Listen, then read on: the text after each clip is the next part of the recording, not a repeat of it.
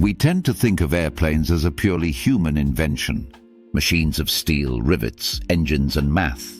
Symbols of progress, of intelligence, of control over nature. But what if they're not as original as we think? What if airplanes are just copies, imitations of something much older, much wilder, something alive? Before humans ever left the ground, there were creatures who mastered flight. They didn't invent it. They evolved into it. With hollow bones, aerodynamic bodies and feathered wings, birds have ruled the skies for over 150 million years. And here's the twist. Birds aren't just birds.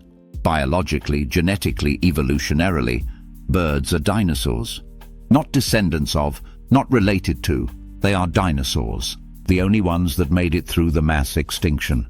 Every time you see a pigeon, a hawk, or a hummingbird, you're looking at a survivor of the asteroid that wiped out the rest.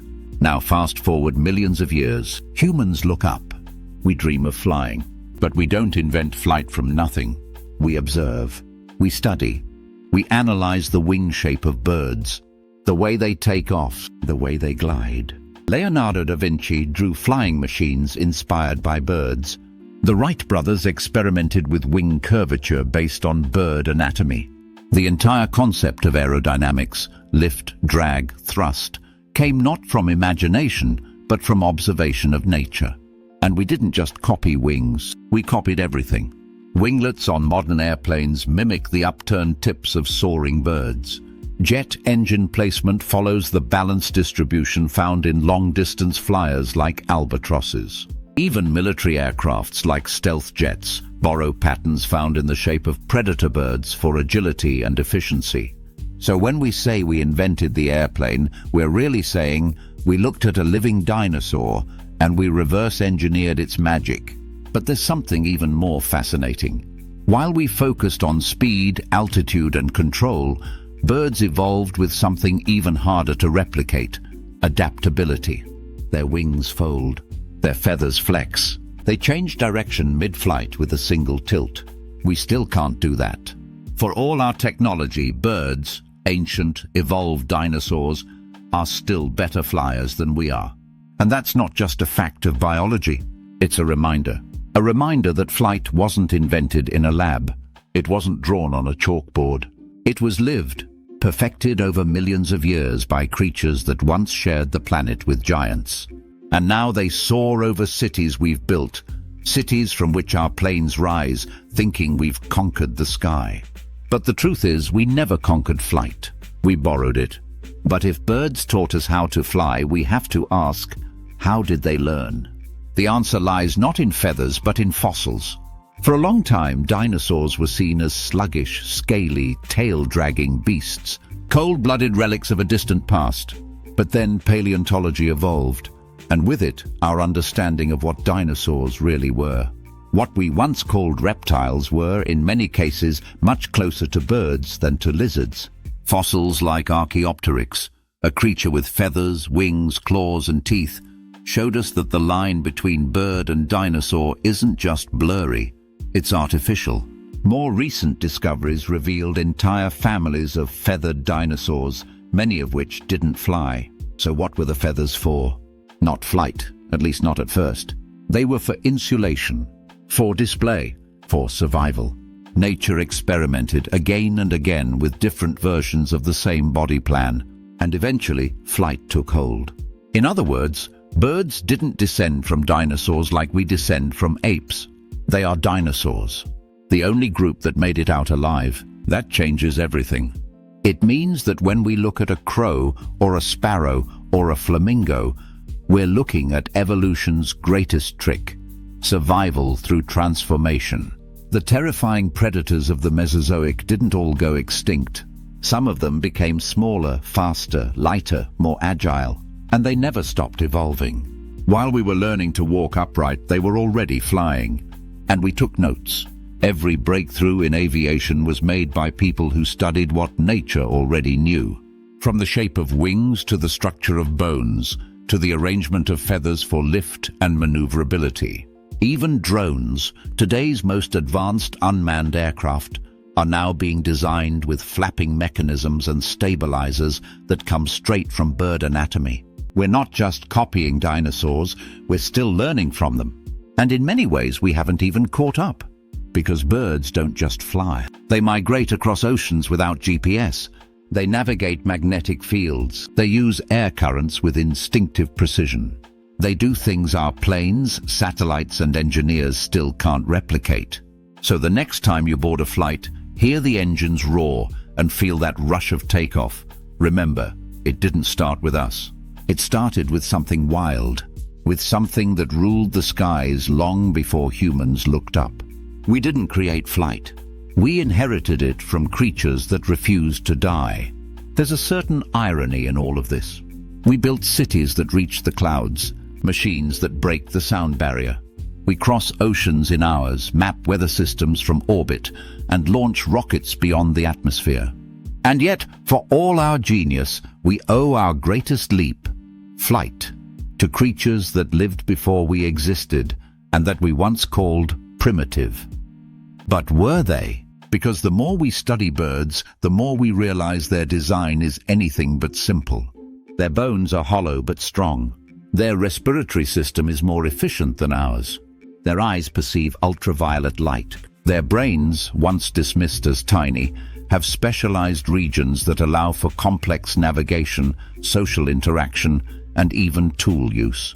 Some crows outperform apes in problem solving. Parrots recognize themselves in mirrors. Pigeons can detect cancer cells. These aren't just animals. They're biological masterpieces, shaped by time, pressure, and survival. And we? We built metal shells with wings. We've come far. But we didn't start from zero. We studied nature, copied it, industrialized it, and took credit. Even our most iconic aircraft, from the sleek curves of passenger jets to the sharp angles of stealth fighters, echo something ancient, something feathered, something that once screeched in jungles where humans had yet to exist. It's humbling, because it reminds us that nature isn't just beautiful, it's efficient, relentless, smarter than we think. When engineers design the future of aviation, from supersonic jets to interplanetary gliders, they're still looking backward, still asking, how did birds do this? What can we learn from them? How do you evolve the perfect flyer? And perhaps that's the real lesson. Human progress doesn't always mean invention. Sometimes it means listening, watching, learning, honoring the designs that came before us, not out of sentiment, but out of respect for what works. We fly because we copied wings. We soar because we accepted that we didn't create the sky. We just found a way to join it. And maybe, as we push further into space, we'll do the same thing all over again, looking to the natural world for answers to problems we can't yet solve. Not to dominate it, but to evolve with it. Because in the end, the future of flight doesn't belong to us alone. It belongs to every creature that ever dared to leave the ground, including the ones we thought were gone. If we were truly honest about the story of flight, we wouldn't start with the Wright brothers. We'd start with feathers, with fossils, with a planet ruled by giants that didn't roar, they chirped. Modern birds are survivors, yes, but they're also blueprints, nature's test models. For centuries, we thought they were just pretty creatures in the sky. But now we're learning that they're living archives of physics, aerodynamics, even bioengineering. We used to think evolution was random. Now we understand it's brutally precise. Every contour of a wing, every tilt of a feather, every split-second wing adjustment in a dive, it all serves a purpose. It's all data, and now we're starting to decode it. Engineers today are not just studying how birds fly, they're using AI to mimic bird flight in real time. Experimental aircraft are being trained to move like falcons, drones that flap instead of spin, gliders that change wing shape mid-flight like swifts do, planes with feathers. It's no longer science fiction, it's bio-inspired design. We're no longer just copying birds. We're starting to understand them at a structural, genetic, and aerodynamic level. And the more we understand, the more we realize something uncomfortable. Nature is still ahead of us. Even with billions in research and development, Even with supercomputers and wind tunnels, we're still chasing the performance of something that evolved before mammals even existed. That's not failure. That's perspective. And here's where it gets deeper. If birds are dinosaurs and planes are copies of birds, then every time we fly, we're not just using machines. We're participating in a story that began long before humans appeared. We're gliding on the backs of creatures that once ruled the earth. Not metaphorically, mechanically. So the next time you see a plane take off or watch a bird soar above a city, consider this.